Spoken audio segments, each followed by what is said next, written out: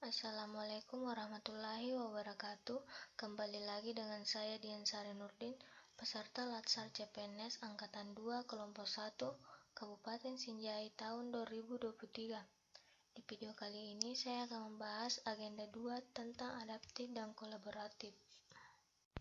Adaptif adalah karakteristik alami yang dimiliki makhluk hidup untuk bertahan hidup dan menghadapi segala perubahan lingkungan atau ancaman yang timbul.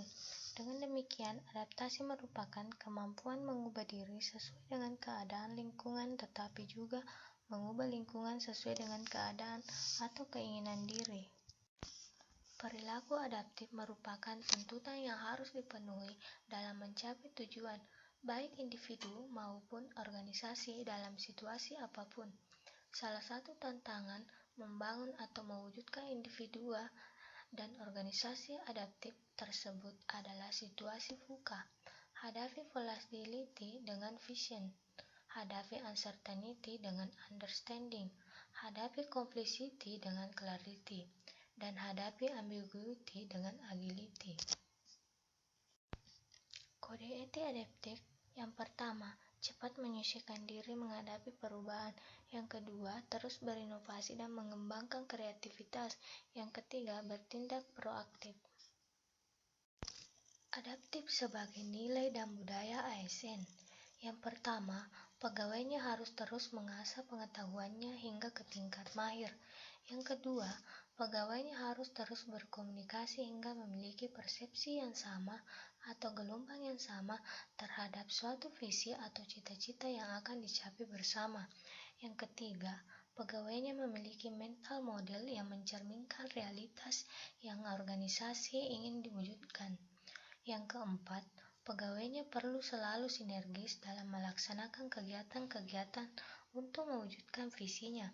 Dan yang kelima, pegawainya harus selalu berpikir sistemik, tidak kacamata kuda atau bermental silo. Selanjutnya adalah kolaboratif. Konsep kolaborasi. Kolaborasi adalah proses yang kompleks yang menuntut pembagian pengetahuan yang terancana dan sengaja yang menjadi tanggung jawab semua pihak. Kolaboratif pemerintahan. Menurut Irawan mengungkapkan bahwa collaborative governance sebagai sebuah proses yang melibatkan norma bersama dan interaksi saling menguntungkan antar aktor governance.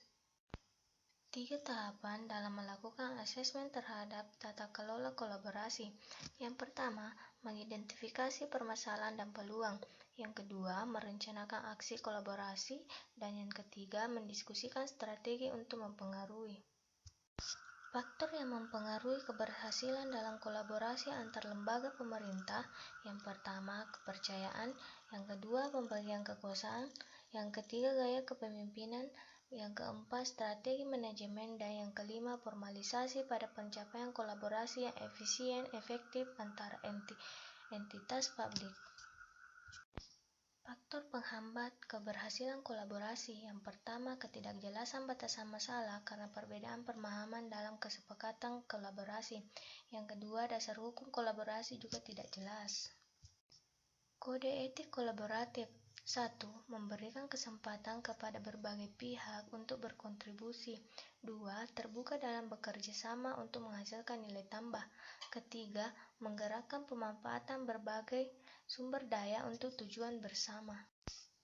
Whole of Government adalah sebuah pendekatan penyelenggaraan pemerintahan yang menyatukan upaya-upaya kolaboratif pemerintahan dari keseluruhan sektor dalam ruang lingkup koordinasi yang lebih luas guna mencapai tujuan-tujuan pembangunan kebijakan, manajemen program, dan pelayanan publik. Keuntungan Whole of Government. 1. Outcome fokus. Berfokus pada outcome yang tidak dapat dicapai sektoral secara masing-masing. Kedua, boundary spanning. Implementasi kebijakan tidak hanya melibatkan satu instansi, tetapi lintas instansi. Yang ketiga, enabling. Whole of Government membuat pemerintah lebih mampu menangani tantangan kebijakan yang kompleks. Yang keempat, strengthening prevention.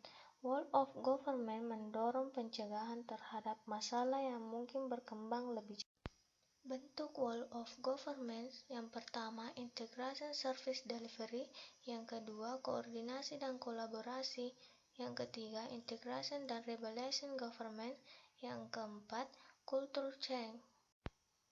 Praktik wall of government. 1. Penguatan koordinasi antar lembaga. 2. Membentuk lembaga koordinasi khusus. 3. Membentuk gugus tugas. Keempat, koalisi sosial. Itulah tadi resume agenda 2 tentang adaptif dan kolaboratif. Semoga video ini bermanfaat bagi kita semua. Terima kasih. Wassalamualaikum warahmatullahi wabarakatuh.